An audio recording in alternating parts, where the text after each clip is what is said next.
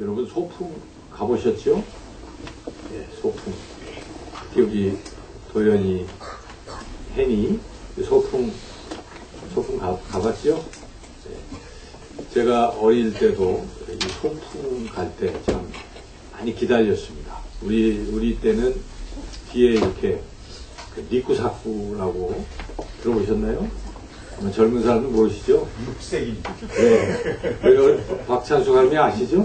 니꾸사쿠 하면 다 그래서 여기 다 어르신들은 니꾸사쿠 잘 아는데 일본 말이긴 해요. 그래서 옛날에는 그 육색 우리 배낭 가방 이렇게 뒤에다 매는 거, 초등학생들 학교 다닐 때 매는 거를 니꾸사쿠라고 해서 거기다가 김밥도 넣고 그거 메고 이제 소풍 가는 게 그렇게 기다려지기도 하고 가면 참 좋았지요.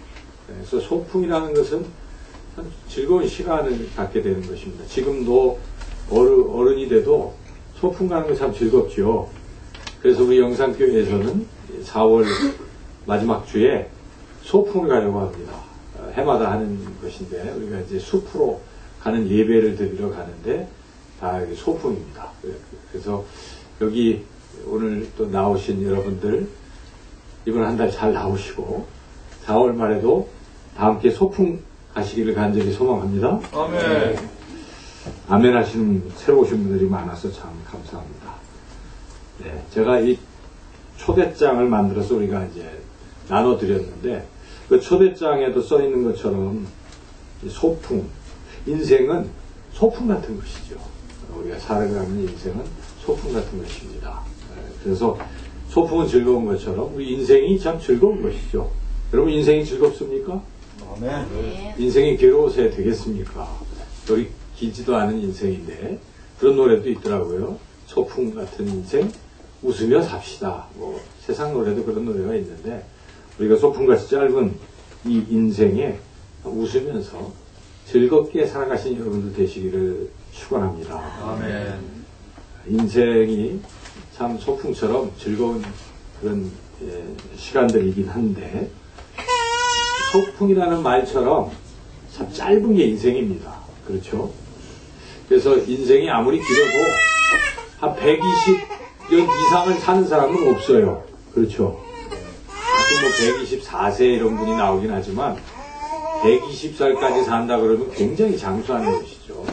그래서 아무리 길어도 120년을 못 넘는 인생이기 때문에 이 지구가 생성이 돼서 지금까지 이 나이를 따져보면 과학자들이 한 뭐 50억 년, 60억 년 이렇게 추정하지 않습니까? 그러니까 그런 세월에 비해서 이 120년은 상당히 짧습니다. 그리고 이 지구상에는 먼 별들이 있잖아요. 여기 뭐 수백억 광년 이런 멀리 떨어져 있는 별들도 있습니다. 그러니까 빛이 거기까지 가려면 뭐 몇백 년, 또 뭐 몇억 년 가야만 도달하는 그런 먼 거리에 있는 별들도 있지요. 일광년이라는 것은 아시는 것처럼 빛이 똑딱할 때 지구를 7바퀴 반을 도는데요. 그 빛의 속도로 가는 거니까요. 굉장히 먼 거리에 있겠죠. 거리도 멀고 우주가 광대하고 시간이라는 것도 아주 긴 시간이 필요할지도 모릅니다. 그래서 이 시간이라는 거 우리는 120년이란 짧은 생애를 살지만 진짜 이 시간이라는 것은 아주 영원한 시간이에요. 그 영원한 시간 속에 우리가 짧게 살고 있기 때문에 우리는 인생이 참 소풍 같다. 이렇게 말할 수 있는 것이죠. 웃으며 즐겁게 이 소풍을 잘 우리가 지내다가 그런데 문제는 소풍이 끝나는 날이 있다는 것입니다. 소풍을 마치는 날이 있습니다. 인생에는 소풍이 끝나는 날이 반드시 있다는 것입니다. 그 누구도 예외가 없습니다. 그런데 소풍이 끝나는 날 하나님 나라에 가는 사람이 있어요. 하나님 나라에 가는 사람은 야 내가 그 참 소풍 즐겁게 이 소풍이 아름다웠다 이렇게 말할 수 있는 것입니다. 그렇죠 여러분? 더 좋은 세계에 가면 과거에 살아온 삶이 어떻습니까? 아름다운 추억으로 이야기할 수 있어요. 그러나 하나님 나라에 갈 수 없는 사람들은 무슨 소풍이 즐거웠다고 말할 그런 여유가 없습니다. 지금 당장의 고통과 그런 것들이 앞에 펼쳐지기 때문에 그런 말을 할 여유가 없죠. 여러분 모두 다 하나님 나라에서 영원히 행복하게 살아가시기를 간절히 소망합니다. 아멘. 하나님 나라라는 것을 어떤 사람은 그게 하나님 나라가 어디 있냐? 이렇게 반문할 수도 있겠어요. 하나님 나라가 도대체 어디 있는 거야? 하나님의 나라는 하나님이 살아계시면 하나님의 나라도 있는 것입니다.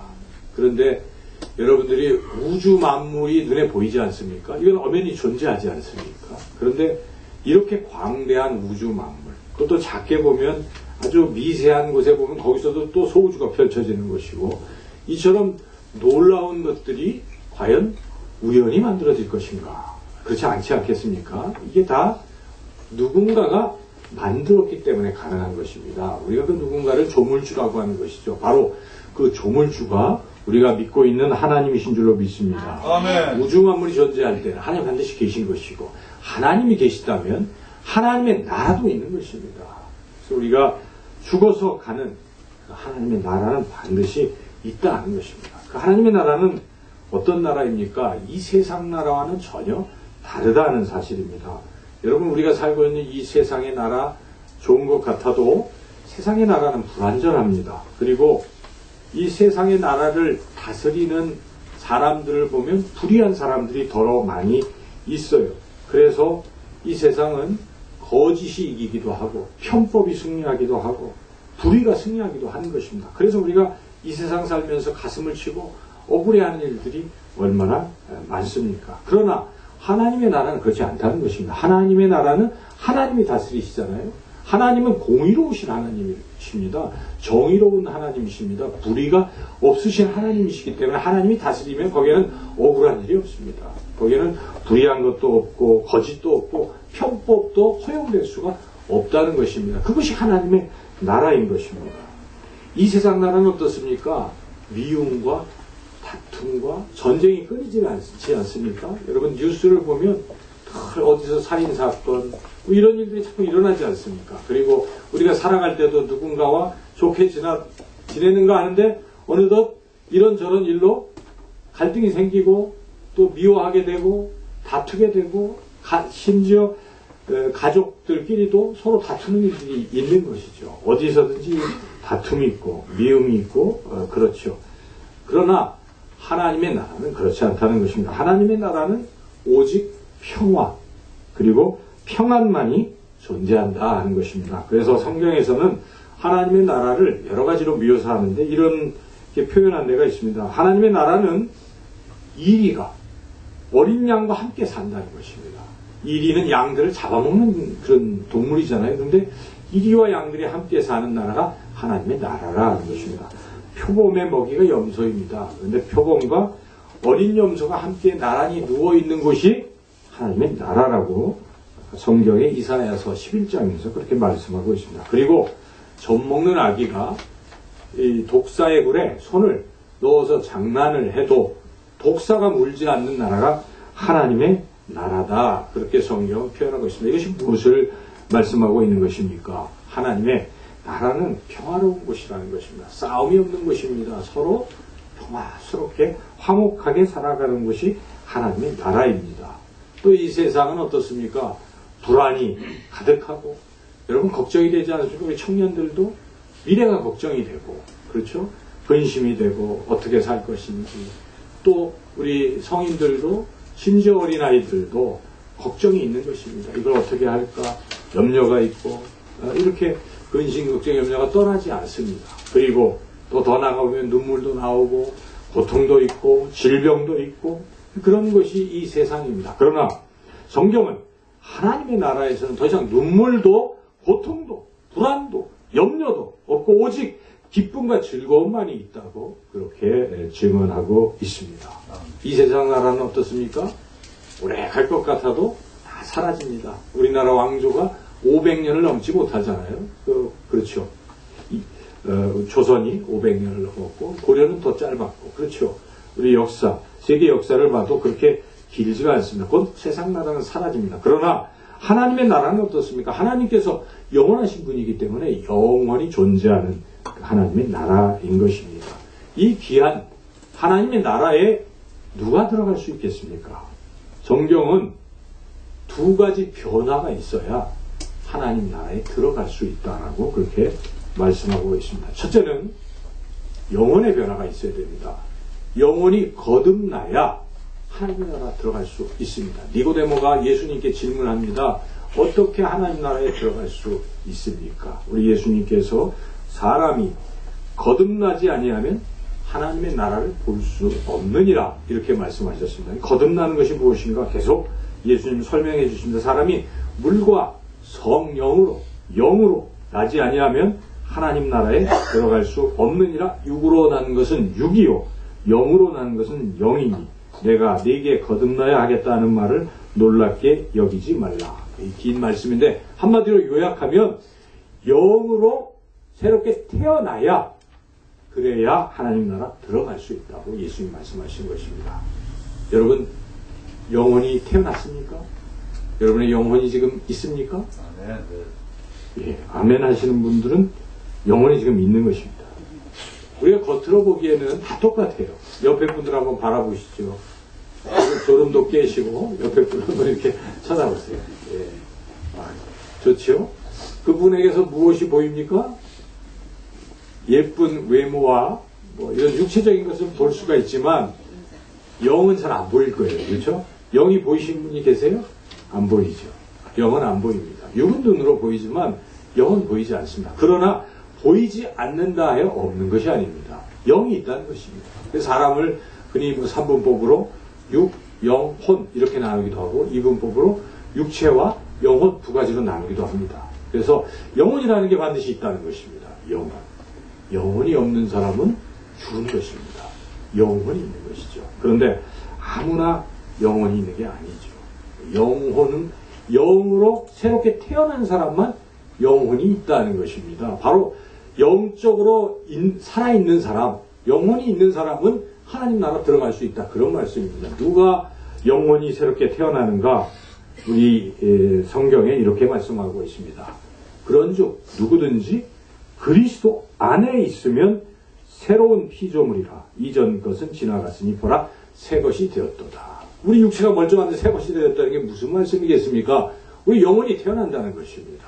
예수 그리스도 안에 있는 사람들은 영혼이 태어나는 것입니다. 눈으로 보이지 않더라도 어떤 분들이 예수를 믿는 그 순간에 영혼이 태어나는 것입니다. 그래서 그 영혼이 태어났기 때문에 영이신 하나님께 갈 수 있는 것입니다. 그래서 영혼이 태어난 사람들은 하나님 나라에 들어갈 수가 있습니다. 여러분 예수님을 믿으시고 영혼이 새롭게 태어나시기를 축원합니다. 아멘. 그런데 아까 두 가지 변화가 있어야 된다고 하는데 영혼만 태어났다고 하나님 나라 들어가는 게 또 아니에요. 영혼뿐만 아니라 또 한 가지가 변화되어야 한다는 것입니다. 그것이 오늘 하나님께서 우리에게 주신 이 말씀 속에 들어있는데 여러분 50절 말씀을 같이 한번 읽어볼까요? 50절 말씀 시작.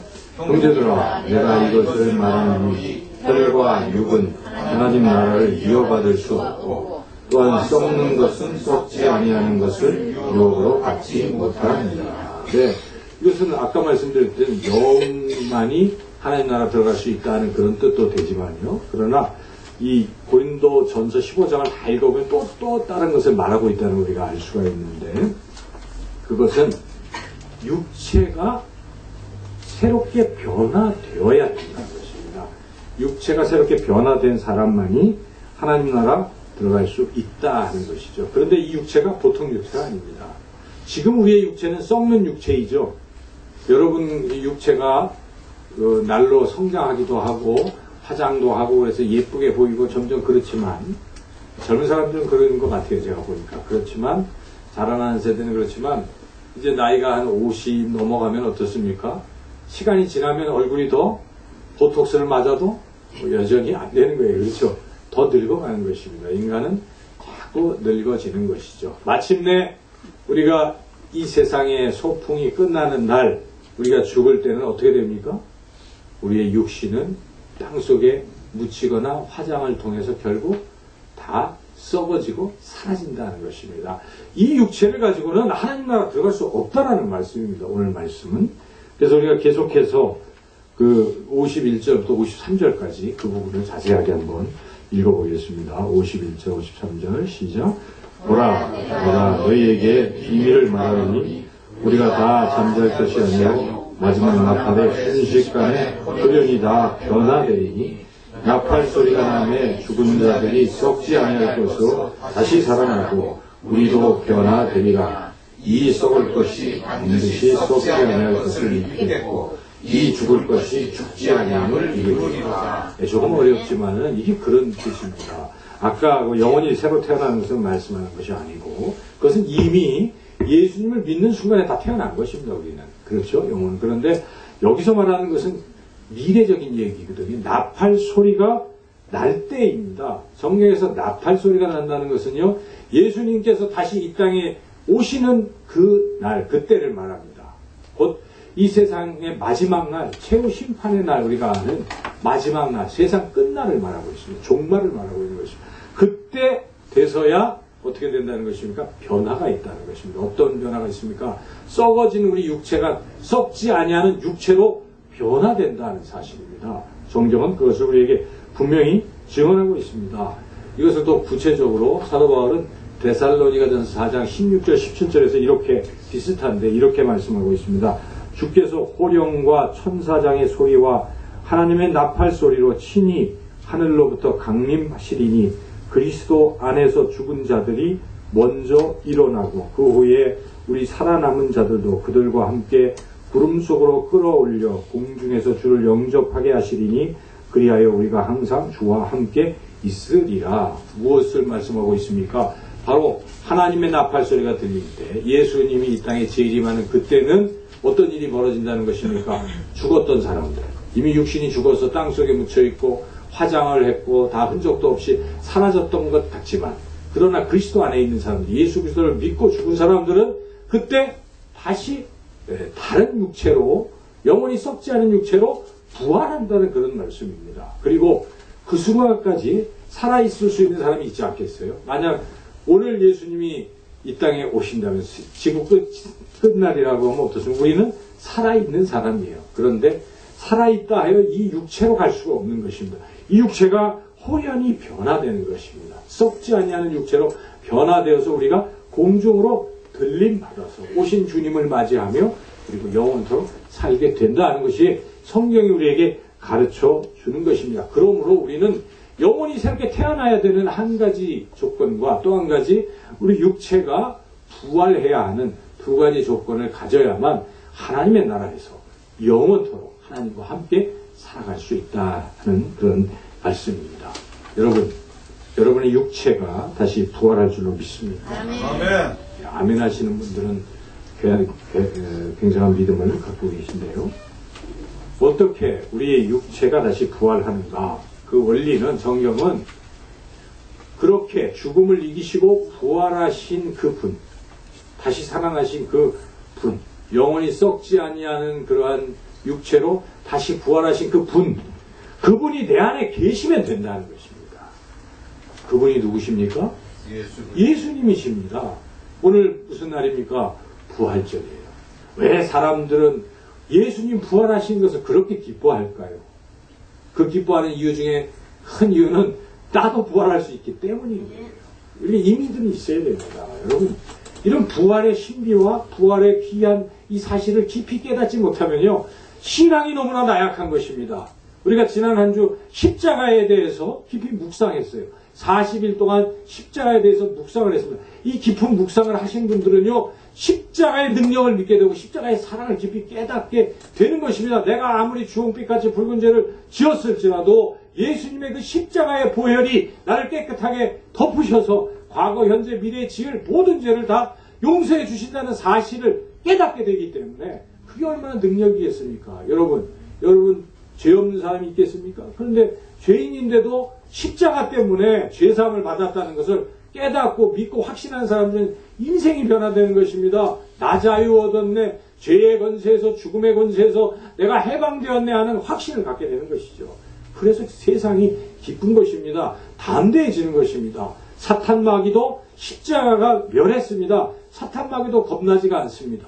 그 십자가를 우리가 확실히 믿기만 하면 그렇다는 것입니다. 왜 사순절 기간 동안 우리가 새벽마다 그렇게 기도하고 여러분들이 물론 주님의 고난에 동참하는 다음 단계가 있지만 그 단계에 앞서서 십자가를 깊이 묵상해보자는 것입니다. 주님이 나 위해 죽으셨구나. 이것을 깊이 깨닫고 믿게 되면요, 능력이 되는 것입니다. 마찬가지로 십자가의 능력뿐만 아니라 부활의 능력도 있는 줄로 믿습니다. 아멘. 부활이라는 게 무엇입니까? 예수님이 죽음을 이기시고 살아나신 것입니다. 그런데 예수님이 잠자는 자들의 첫 열매가 되셨기 때문에 그 예수님을 믿고 부활하신 예수님을 내 마음에 모시어 드리는 사람도 동일하게 주님이 이 땅에 재림하시는 세상 마지막 날 호련히 우리의 육체는 영원히 썩지 아니할 것으로 변화될 것이다 하는 것을 오늘 말씀을 듣는 분명히 깨닫지 않습니까? 여러분, 부활은 그런 것입니다. 그래서 이 부활신앙, 십자가 신앙이 우리 크리스찬들의 가장 중요한 신앙입니다. 여러분, 십자가와 부활이 없으면 아무것도 아닙니다, 사실.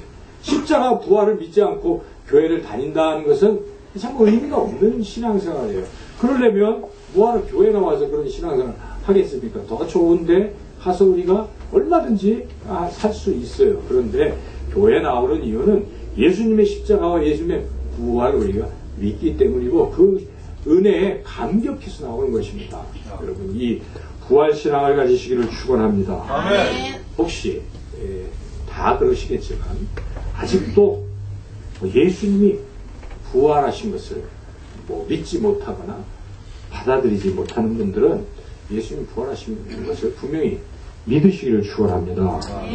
오늘 이 고린도전서 앞에 우리가 보니까 고백, 교동문 읽을 때 그 본문이 나왔는데요. 15장 1절에서 11절을 보면 그게 나와요. 예수님이 십자가에서 죽으셨고 사흘 만에 부활하셨다라고 이야기하면서 부활에 대해서는 500명의 형제가 500의 형제가 증인이라고 말하고 있습니다. 남자만 500명이죠. 여성들은 더 많았을 거예요. 성경을 읽어보면 남성들보다 여성들이 훨씬 많이 예수님을 믿고 따라다녔거든요. 기록을 좀 덜해서 그렇지. 그러므로 수천 명이 예수님의 부활을 목도한 것입니다.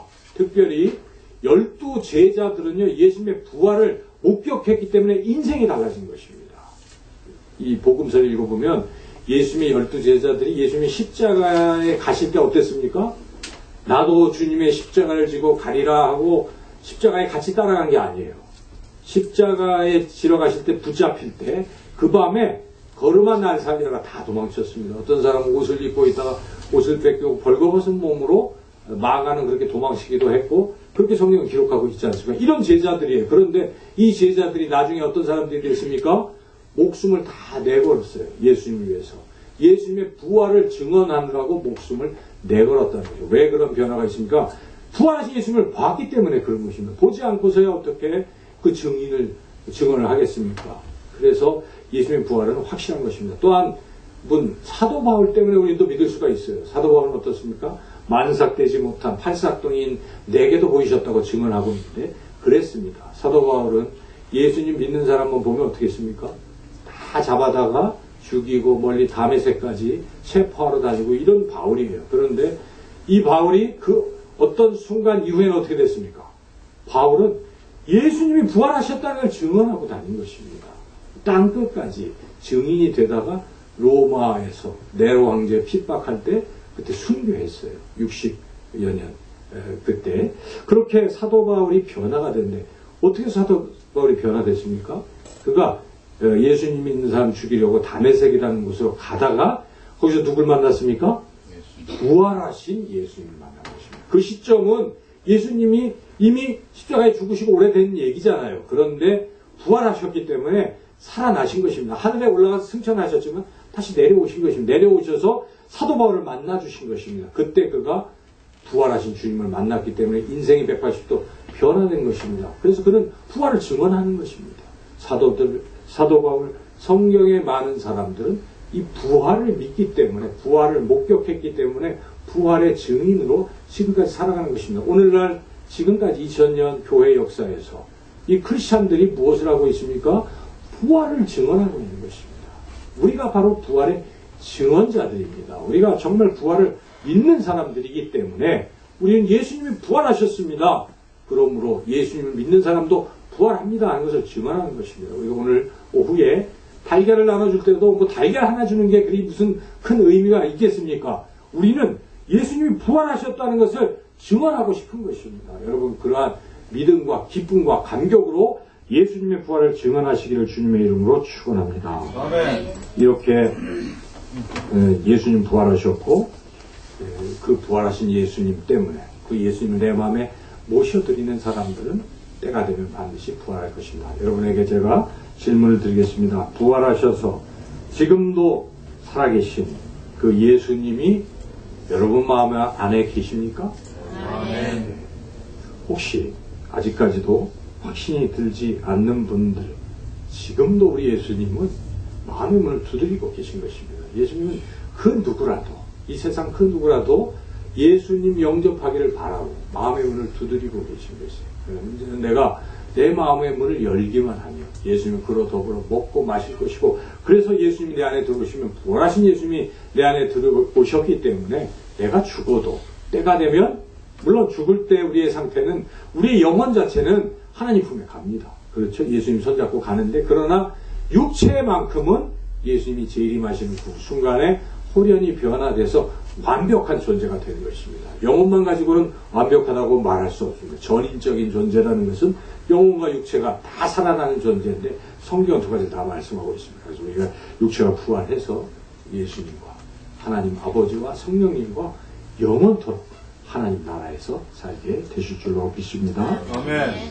잠시 눈을 감으시고 결단을 하는 시간은 참 중요합니다. 왜냐하면 우리가 좀 어색하지만 결단을 하는 순간에 우리의 어색함 속에서 성령님은 역사하셔서 우리 예수 그리스도께서 우리 마음에 들어오시도록 그 역사하시기 때문입니다. 다 같이 여러분들 가운데 정말 예수님이 내 마음에 이미 들어오셨다라고 믿는 분, 그리고 지금 이 순간 영접하기를 원하시는 분은 오른손으로 가슴에 손을 이렇게 얹으시기를 바랍니다. 저를 따라서 기도하시지요. 부활하신 주님,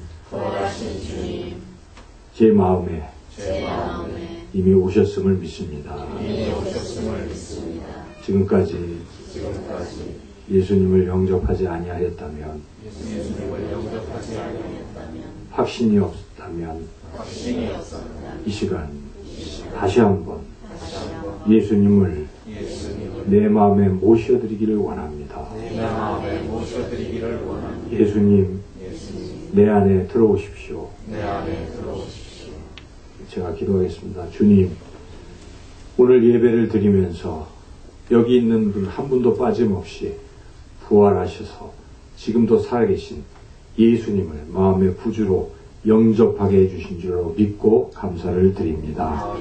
부활하셔서 영원토록 살아계신 예수님은 결단코 우리를 떠나지 아니하시고 영원토록 우리가 함께 하심을 믿고, 우리가 이 세상 아무리 힘들고 어려워도 죽음을 이기시고 부활하신 주님께서 내 안에 계시기에 죽음도 그 어떤 고통도 능히 이겨낼 수 있음을 믿게 하여 주옵소서. 아멘. 더 이상 흔들리지 않게 하시고 주님을 믿고 굳건하게 살아가게 하여 주옵소서. 우리에게는 하나님 나라 영원한 천국이 있음을 또한 믿게 하시고, 우리도 지금 육신은 참 후패하고 여러 가지 질병 속에 있고 또 아름답지 못한 모습들이 있을지라도, 그러나 주님 때가 되면 우리가 멋지고 아름답고 썩지 아니하는 그러한 모습으로 부활할 것임을 믿고 또 미래에 대한 소망을 가지고 살아가게 하여 주옵소서. 예수님의 이름으로 기도하옵나이다. 아멘. 사도신경이라는 게 있습니다. 우리가 무엇을 믿는지 그걸 항상 고백하는 시간인데요. 사도신경, 찬송가 뒤에 보면 사도신경이라고 나와 있는데 보면서 읽으면서 하셔도 되고, 외우시는 분들은 외우셔서 우리의 믿음을 하나님 앞에서 고백하겠습니다.